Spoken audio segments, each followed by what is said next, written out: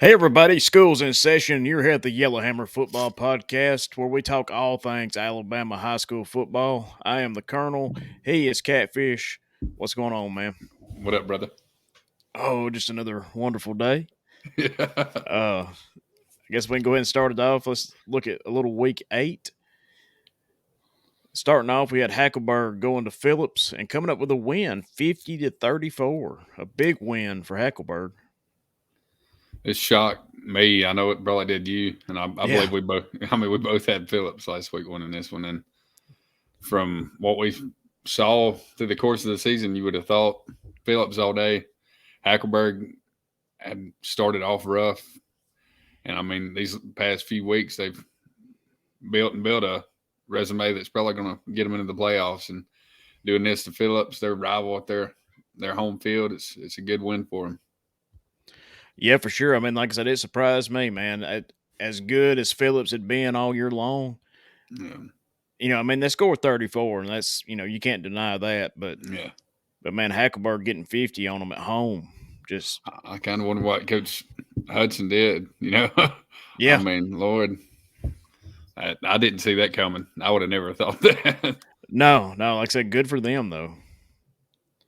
Then we had Marion County going to Summerton Christian, coming up with a win, 38-7. Yeah, I was kind of hoping Summerton Christian had a little bit more fight in them. It's a good win for Marion County. They've been pretty strong. I believe their only loss has been to Lynn, game which I went to, which is the first game of the year. But I I want to see more competitiveness out of Summerton Christian. But shout out to Marion County for getting it done and by such a large margin on the road. Keep it rolling. Yeah, no doubt. I think they will keep it rolling too. They're a pretty good team. Then we had Lynn going to Brilliant, coming up big, 45-6. Yeah. Again, Lynn's on the road too. Uh, Super excited for this team and what they're capable of doing. I don't know how far in the playoffs they can go, but I know they're playoff bound for sure. And Kel threw 3 first down touchdown passes in this one. I believe it was 38-0 at half, and ended up being 45-6. And Brilliant. The one thing they can like about this game is the fact they got points on on the scoreboard, and that's something that doesn't happen too much for them this year. Yeah, I mean, I think we picked Lynn as we have, I think, every week. Yeah, Uh, but like you said, be happy you scored some points, and try to build off that. yeah. I mean, I had Lynn 50 plus. Yeah, They didn't get yeah, there. yeah. That's close. Yeah, they were. Then we had Carbon Hill going to Winfield, coming up short. Got shut out 62-0, and I'm pretty sure I think that's what we said last We week, wasn't it? yeah. I mean, we kind of guessed that it would be a score like this. Winfield sitting there with only one loss. They pretty much dominated anybody else since that first week, and uh, they're in clean. I mean, they're in the driver's seat for first 2 games being at home in the playoffs at least. Carbon Hill, it's a disappointing season for them. They got a bunch of good kids over there. And they just hadn't made it happen. They're sitting here winless, and it's hard ass to go to a region opponent, especially when they're the best team in the region, and to face them at home is even harder. And Winfield got them last year, and they got them this year again.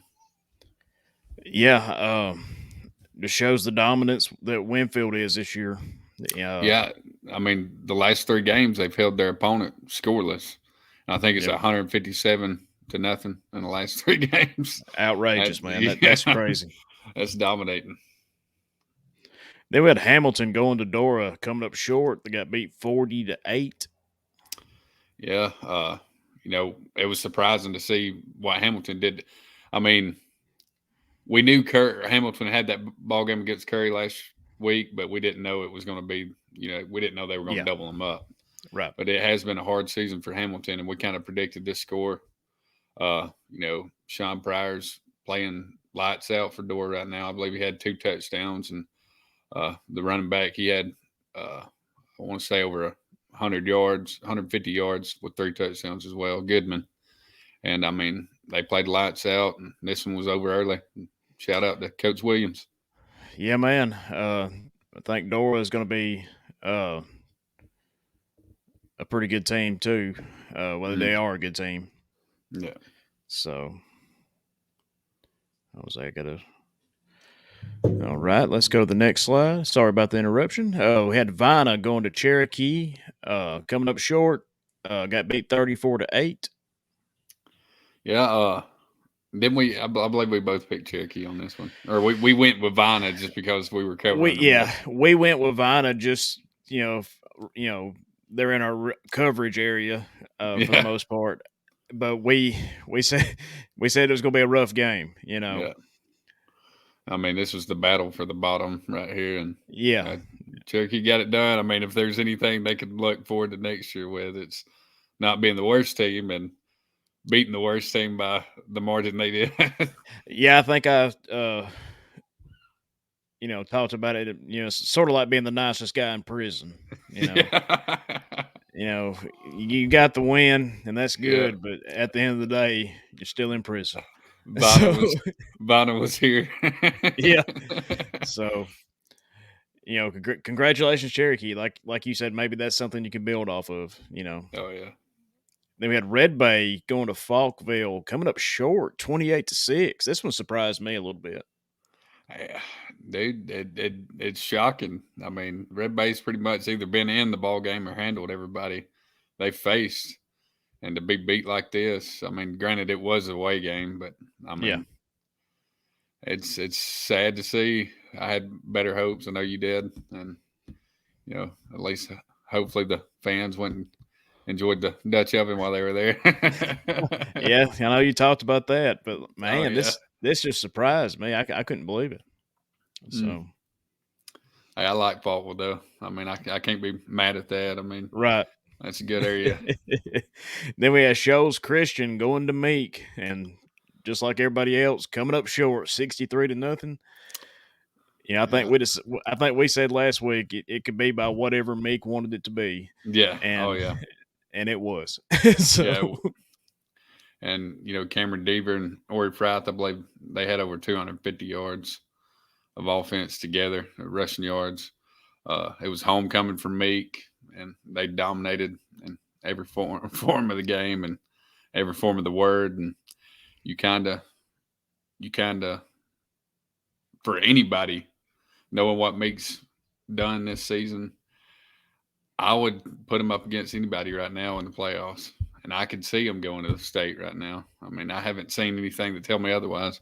yeah, I mean the way they've been playing and as dominant as a rushing game is, I I see them going all the way, man. I really do. I'm gonna call it now. I think they go all the way. Yeah, I do too. And I mean, number 7 in the state right now, I think they should be ranked higher, and they'll probably move up after this week. So we'll see. Then we had Winston County going to Tuscaloosa Academy, coming up short, 34-8. It's another heartbreaker right here. I know it. Man, I had better odds for Winston County in this game. I think we were talking about how close it was going to be. Yeah, Tuscaloosa Academy is one of them schools. It's a hard ask, especially for a small Winston County school. Uh, Granted, Tuscaloosa Academy is sitting there at 2A, but they can recruit their players where Winston County just picks them yeah, off the cornrows, But yeah, uh, I'm not. I still think Winston County's a playoff team. Uh, they're just going to have to rebound and pick themselves back up and go to work. yeah. I think you're right. I think they're definitely a playoff team. I don't think this loss hurts them real bad. Mm-mm. Then we had Curry going to Haleville. Haleville coming up with a win, 46-6. Yeah, I was writing for this one for the Daily Mountain Eagle, and it was over quick. Josh Day, Curry's quarterback, got a little banged up during the game too. They couldn't keep him off the ground. I mean, every every time Curry snapped the ball, Halo was in the backfield. Uh, that one touchdown Curry had, I believe, was 70 yards. He hit Jace Calloway over the middle and he took it for 70, but it wasn't. Maybe a couple series later, Jace got his leg split open by a helmet. I mean, Ugh. all the way down, all the way down his leg. But I mean, shout out to Haleville. You know, it's my home. They look dominant. Uh, Matthew Coleman had, I believe, 3 or 4 touchdown passes. A couple of them was to the other Coleman, and then one was to Sutherland, the tight end they got, which is a big boy. I mean, he's big. He's big.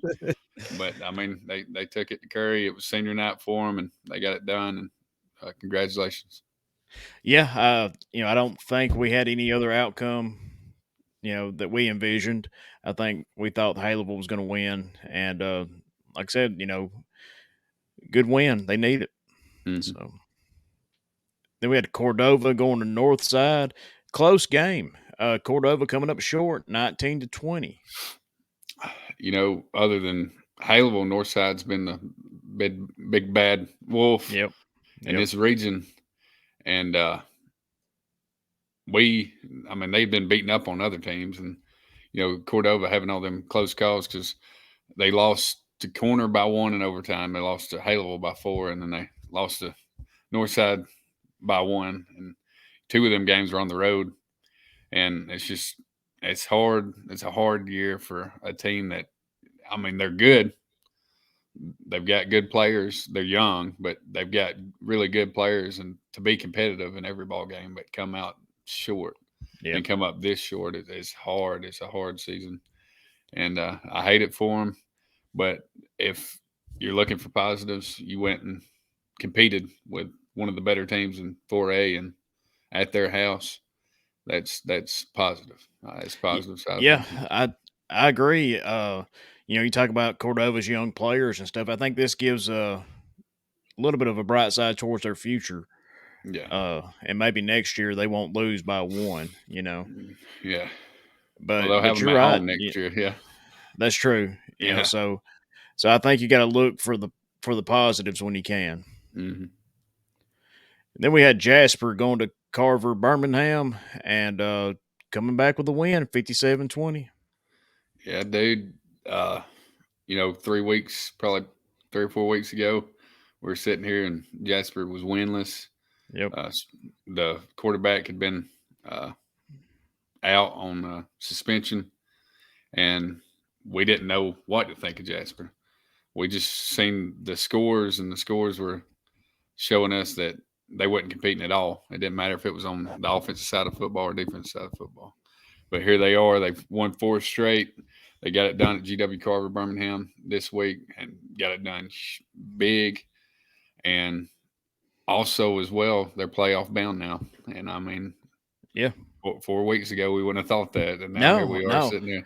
You talking about the beginning of the season? We're like, we knew what the issue was with the quarterback not being there, Yeah. but we didn't know how you respond when he comes back, and they responded by just winning, Yeah. and And when it and good.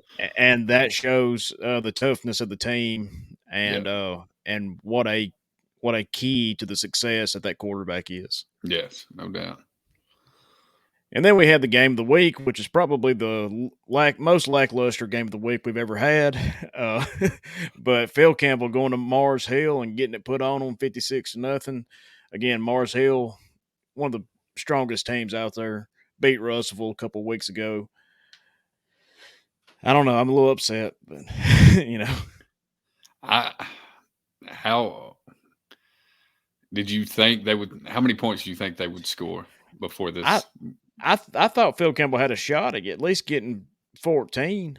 You Yeah, know, I thought they would keep it close. I thought if it was if Mars Hill ran away with it, I thought it would be where Phil Campbell was in at least the 20-point range. I mean, yeah, when you told me about this score, I was like, "Wow, man, I that's know. just shocked me." But that just shows you how dominant Mars Hill is, and they're Yep. they're a top program in the state of Alabama, and there's reasons behind it, and it's because nobody can compete with them. I mean, they can get anybody they want to, Yep. and I mean the coaching's got to be there as well, and as you can clearly see, it's there. And we talked, about playoff bound. Phil Campbell's got a tough road now to Yeah, get to the playoffs. We'll talk about them, some more of this upcoming week. I think they can do it. Uh, I think they have a good shot, but you can't have games where you get beat 56 to nothing. So Nah. Mm-mm. that's for sure. Um, But guys, we're going to take a short little commercial break, and we'll be right back to take a look at Week 9.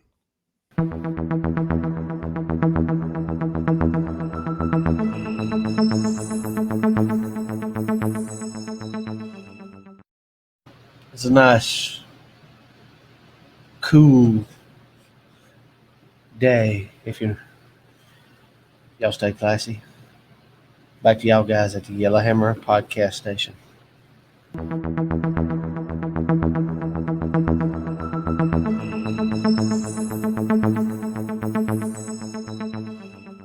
Hey, everybody, and welcome back to the Yellowhammer Football Podcast here on the Lotus Sports Network. Hope you enjoyed that short commercial break. And now we're back. We're going to talk a little Week 9 and look ahead and seeing what's going to happen next week. Got Hackleberg going to Shoals Christian. Who you got in this one? Hackleberg. Oh, yeah, no doubt. Coming off that big win, man, they're ready to Oh, go. Shoals Christian's not doing the best. yeah. So I think Hackleberg's got it. Yeah, it's. What do you think the score is going to be? Probably I could say Hackleberg scoring 50 easy. Yeah. I mean, it scored Fi- 50 against Phillips. right, exactly. I'm thinking at least like 50-8. Nah, I'm gonna go with 70. I'm gonna go Yeah. 70 to nothing.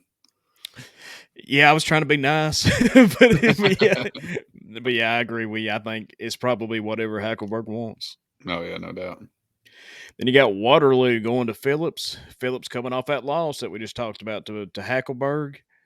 My opinion, Phillips rebounds and they win big. Yeah, I would say this is at least a double up ball game where Phillips has got this by at least double Waterloo's score. So Yeah, Waterloo started out hot. They've kind of veered to the opposite direction. Uh, they got beat by Meek. They got pretty much handed a butt whooping by Meek, but yep, everybody has. But sure. we were kind of, besides Phillips losing to Meek, Phillips also got their hind end handed to him. But we were kind of putting Phillips in that second tier, and then Waterloo in the third or fourth tier. So I think Phillips doubles them up for sure. Yeah, easily. I think that happens. Then we got South Lamar going to Marion County. Uh, Tough ass right here. Marion County has been dominant ever since the loss to Lynn. Ty Madison's not had a bad game at all. I mean, he's thrown for at least 2 touchdowns in every game since the first one. And he had 2 touchdown passes in that first one. But South Lamore's always had athletes. They come prepared. They're a pretty tough opponent to play. But Marion County riding this high and being so dominant in all these other games they played in, I think, other than Fayette, them losing to Fayette, which is a 3A opponent, and then the Lynn game, they pretty much handled business in every ball game. So if South Lamar does come prepared to play, this will be a close one, but I still think Marion County's got it at home. Yeah, I think Marion County's got it too. I don't know much about South Lamar, but I think the way Marion County's played, I think they got it. All right, we got Holy Spirit going to Brilliant. This is a game where, who do you like in this one? Lord, I don't know. Holy Spirit. Yeah, probably so. No, I mean it's easy to say Holy Spirit just because the way Brilliant is sitting, but Holy Spirit's been in the same boat. Uh, you know, every one of them's looking for a little prayer. Yeah, But I think Brilliant at home, Coach Thatcher and Jerry Lothram is his fullback. I think he's just going to hand the ball to him and let him take at least 3/4 worth of load for the Tigers this week, and I think he at least gets 3 or 4 touchdowns. But I want to say this stays in the 20-point range, both of them in the 20s, and I think Brilliant gets it done at home. yeah, you might be right. I think Brilliant at home. I think that probably does it, and I'm like you. I think in the 20s, for sure. Then we got Haleville going to Hamilton. Yeah, I'm excited for Haleville's, outlook as far as where they're going to stand. I think they're a third round playoff team. They may be a second. Uh, they're really good on both sides of the ball. They're able to throw the ball down the field. They've got a couple mid screens, bubble screens that they utilize. And a couple of them they scored on. Uh, you know, Will Bartes is spelled Bartes. Okay. Bartis is how it's pronounced, but I Yeah. always have a problem saying Bartes. But Will Bartis. I mean, he's capable of going over 100 each game rushing, and I believe they're going to utilize him a lot on the road right here. And I think they get it done big time. I want to say at least you don't have many years where one of your rivals are down, so they're Right. going to take advantage of this. I think they're going to put about 50 on them. I think Bartis goes over 200 yards. Yeah, I agree with you. Like you said, you don't have too many years while your rivals having a down year, and I think you're right. I think Haleville pulls it out. Yeah. Then we got Meek going to Vina. Meek all day. Yeah. Meek. They're going to go in there quiet and reserve And and run leave. for 500 yards. Oh, dude, it's going to be ungodly. I think, Cam Deaver possibly is going to reach 2,000 yards this season rushing, and he's going to get about a quarter of what he needs left right now. Yep.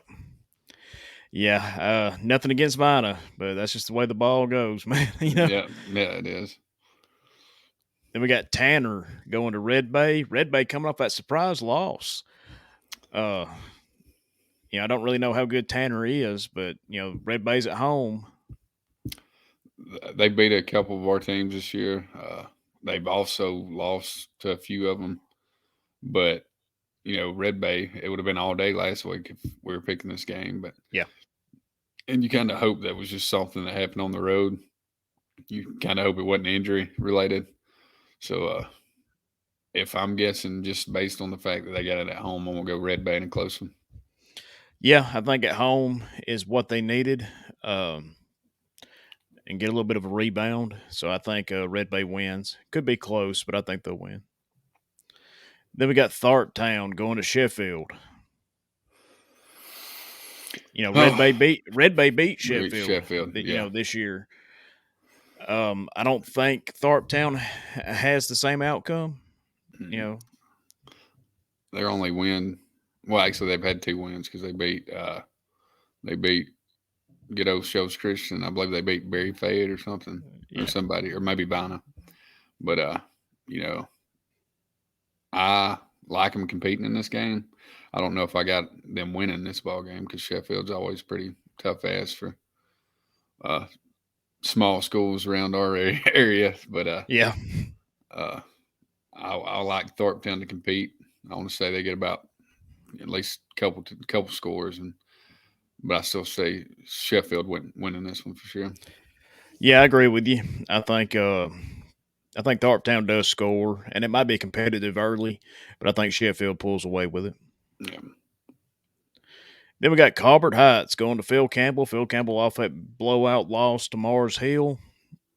They've got to have this game. Phil Campbell does. They really do. They're battling the team that's got the Kentucky uniforms. Yep. But who do you got winning this one?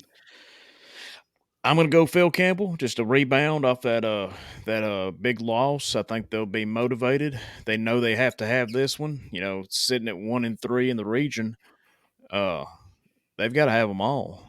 They've got to finish strong. Yeah. High hopes for Phil Campbell. High hopes for your town. I'm going to go with Phil Campbell as well.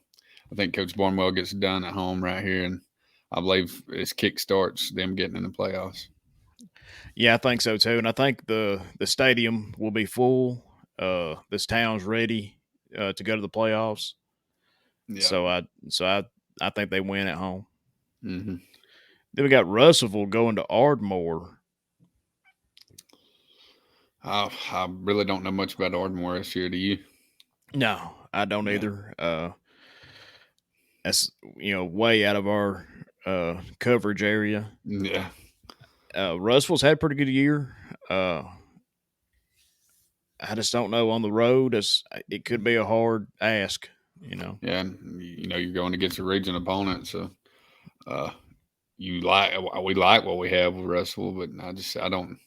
If we knew more about Ardmore, I'd be comfortable guessing Russell on here, but it's kind of hard to say because every time we pick Russell, Yeah, they kind of drop the ball. But if they just hand it to Warhurst, ride him, I believe they can get any game done. Yeah. So I'll pick them riding Connor Warhurst for sure. yeah. Like I said, we don't know much about Ardmore, but I agree with you. I think Russell just does what they do. I think they'll win. So. Then we got Addison going to Falkville. Falkville coming off that big win against Red Bay. And Falkville's playing down a classification. Addison getting this on the road, it's going to be hard. And we like you said, we just seen Red Bay try to do it, but I do believe Addison's got a better ball club than Red Bay right now, and Yeah. they've got a quarterback that's I like him a lot. He's mini Tebow to me. They throw the ball all over the field. They do use triple reverses. Flake flicker plays. They've got an extremely intelligent scheme as far as just X's and O's when it comes to football, as far as bubble screens, man beater routes, crosses, verts. They throw any type of formation at you when it comes to shotgun, but they do not have a run game whatsoever. So I know Red Bay's got that, and the fact that Faultville beat them last week is telling me that I'm still going to go with Addison because it's a passing game. Yeah, I think you're right. I mean, we have drummed up this Addison team all year, and I think they go into Falkville and get the win. Yeah. Then we got Barry Fayette going to Lynn. Yeah, Lynn all day again. Yep, for sure. At home, no doubt. Yeah, I don't know if Barry's gotten a win this year. If they have, it may have been Divina. Yeah. They definitely won't even come close to reaching Lynn. I think Lynn, I said 50 plus last week and they didn't get it done. They got 45, but I think 50 plus here. And I'll say Kell throws for 4 first quarter touchdowns. Yeah, I'm thinking it's over at halftime, if not the first quarter. Like you said, 50 plus. Yeah. Then we got Aliceville going to Winston County. Yeah, Aliceville's one of them tough teams year in, year out. They have a couple off years every now and then, but Winston County's been in a rut for a minute, and losing like they did this past week, it's kind of hard to see things going right. As we get later on the season, you got homecomings, you got senior night, so that adds a little bit more motivation, a little bit more pump to Winston County. So I think they'll compete in this ball game. I want to see them get it done. I want to see them get the W, but it's fading for me. So they may shock me. They may win big. Yeah, I'm going to pick Winston County. They're coming off that loss to Tuscaloosa Academy, and they're at home. I think they'll be motivated and going to make a playoff push. So I got them winning. Close. Yeah, they ain't going to win big, but it's going to be close. Yeah. Then we got Midfield going to Carbon Hill. It's going to be a win for Carbon Hill. My senior year at Haleville, our season was pretty much in the dumps. So I got hurt first game. My brother got hurt maybe third or fourth. Josh Sheen got hurt. Our big DN, and then our running back got hurt. And really, we had no wins there. There was a stretch where we lost 4 in a row, and Midfield was coming in for our homecoming as the top team in the state of Alabama, and 4A at that time. And we put it to them. It was a close ball game, but we were neck and neck and ended up beating them. And I remember that feeling, and that was what I needed for that year. Yeah, it wasn't the year that we wanted or whatever, but we got that W, and it made us feel good about the season. Granted, midfield ain't that opponent anymore, but I think Right. Carbon Hill, if they come out competing, if they score right off the bat, they'll be in this ball game all the way to the end. And I think maybe they can steal one right here. Yeah, I've got Carbon Hill in this one at home. I think they'll be motivated to get a win, and I think they get it. Then we got Gordo going to Oakman. Yeah, I watched Gordo beat the brakes off Fayette County last week on on state television, on 68. And they always have them guys. They always got them quarterbacks. Their quarterback last year went to South Carolina. I wish more of the state's talent went to UAB, instead of going and riding the bench. But Right. I don't think Oatman stands a chance in this game, even at home. Gordo is that type of team, and I believe they'll be competing for a state title, probably against Mars Hill.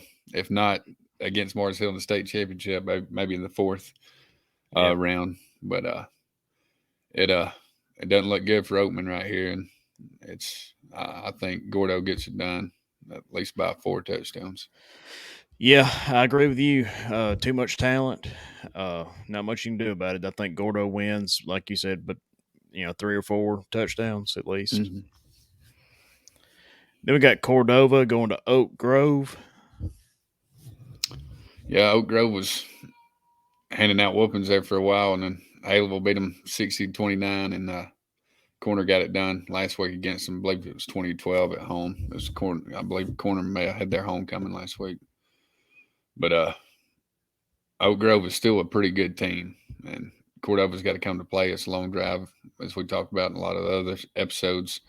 It's hard for our region to have to get teams from our region to have to go all the way down there. It's just Oak Grove is that type of size, and they have nobody to compete against.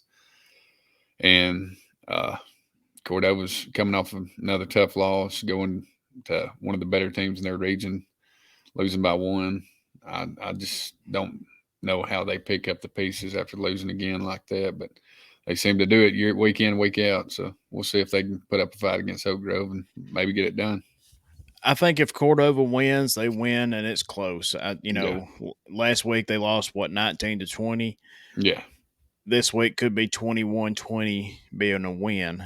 Yeah. I think it'd be like that. Yeah. Then we got Corner going to Curry.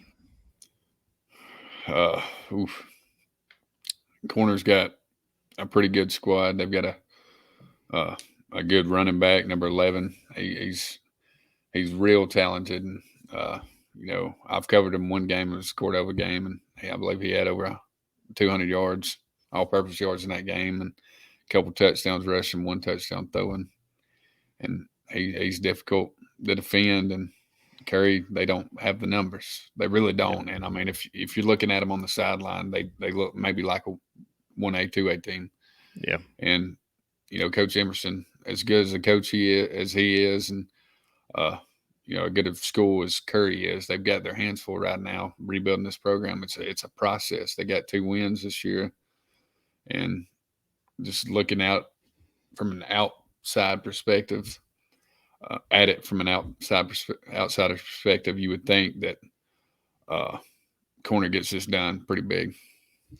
Yeah, I agree with you. I think Corner gets it, and at least by 3 touchdowns. And I'm gonna say Gavin Brown for Corner, the running back, has at least 300 yards in this game.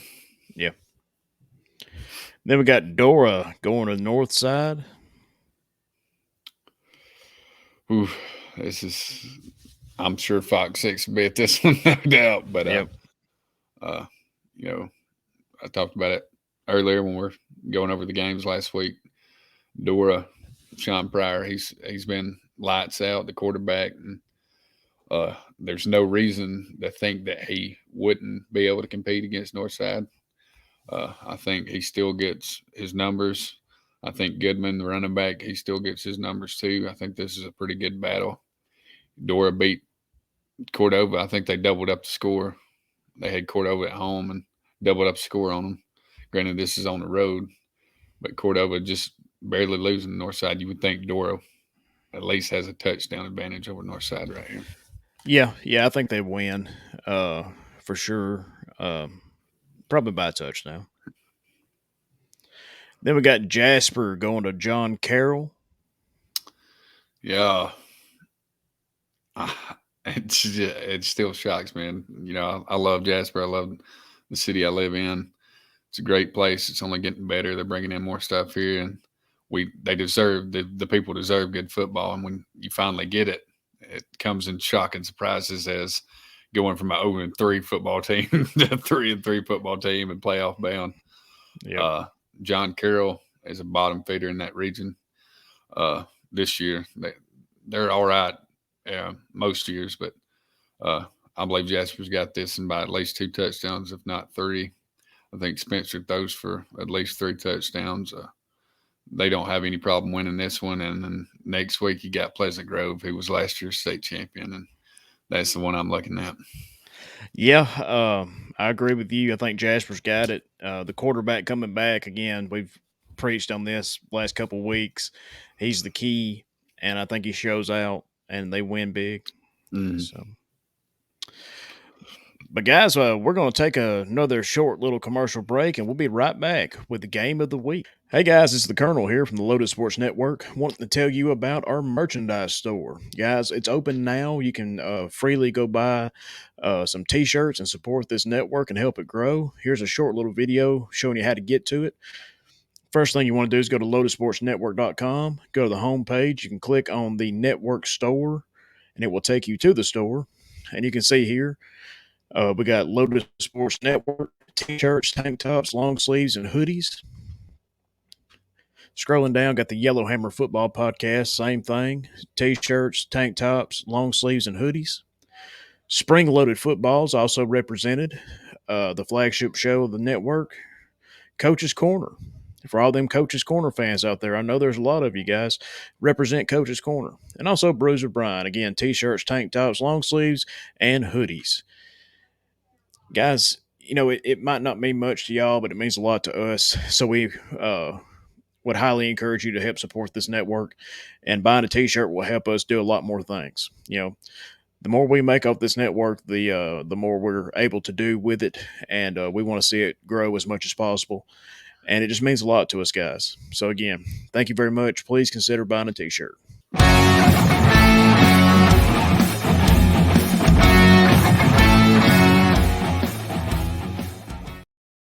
Hey, everybody, and welcome back to the Yellowhammer Football Podcast here on the Loaded Sports Network. Hope you enjoyed that short little commercial break. Guys, we're here with the game of the week. We got Winfield going to Fayette County. Who you got, Nissan? Man, Winfield's looked strong past couple weeks. They have, and I know they're on the road, but yeah, it's hard for me to pick against them. They've had that one loss. Playing like they're playing right now, I really don't think they're going to get another one. It'll probably be 3rd round, 4th round playoffs before they experience another setback. But that would be season ending. But anyways, yeah. Coach McKinney, he's got a good bunch at Winfield again this year. They went 12-1 last year. This year, I'm seeing the same type of record. Maybe state title and then losing your second game. But if anybody's going to give them a push in their region right now, it's going to be Fayette. Fayette coming off that hard loss to Gordo last week on 68. It's I didn't expect it going that way, but yeah, we'll see. We'll see. Winfield's got a hard ass. They got to go to Fayette. It's a raucous crowd, raucous environment, and I kind of want to see how Winfield will do here. But I like Winfield. I'm gonna go +7. What are you thinking? Yeah, I'm thinking 7. I think that's a good shot. Again, they're playing on the road, so you don't expect them to be blowing them out. Yeah, I'm thinking Winfield +7. Yeah. So guys, you've been with us this whole ride. Hope you've enjoyed the show. We've enjoyed being a part of it. I know I have for sure. I'm sure you have too. Oh yeah. But you got anything else to say before we wrap it up? Nah. Just have a good week. Yeah. We'll be throwing some stuff on Facebook for y'all to enjoy this week. So just keep your Yes. eyes. That's right, guys. Make sure you check out our Facebook page. We're active all the time. Posted some over and unders this past week. Yeah, over and On unders and point spreads. So yeah, so just make sure you like and follow the page. Contact us, guys. We'd love to hear from you. Any kind of suggestions you have, you want to make the show better, we want to make the show better. Don't forget to check out our merchandise store. You can go to lotusportsnetwork.com, click the link, buy yourself a t-shirt. It might not mean a lot to y'all, but it means everything to us. The more money we can make, or any money we can make with this show, helps us do more with the network, and we would greatly appreciate that. But guys, you can check the video show out on YouTube and Spotify. You can listen to it anywhere you find your favorite podcast. And guys, we hope we're a part of that group. But don't forget, like and share, help the show grow. You just heard the Yellowhammer Football Podcast. I'm the Colonel, he's Catfish, and we'll see you next time.